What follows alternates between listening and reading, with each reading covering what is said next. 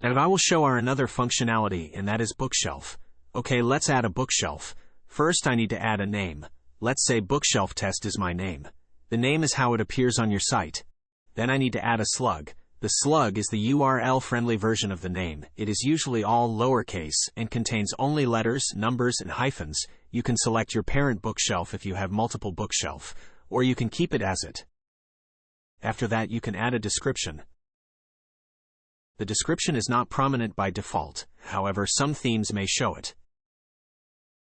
After that, you can select your open type, pop-up, or link.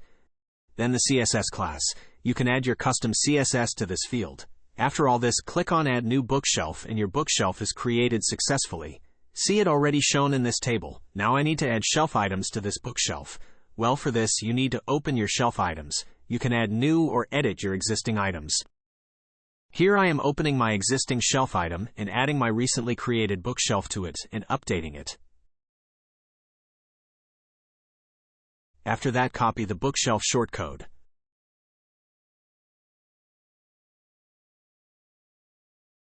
Okay, now let's see how to work with this bookshelf on our page. Just add shortcode block here and paste bookshelf shortcode in this block. And then update and view your page. See our shelf items smoothly displayed on our page here. So this is how it works. Thank you.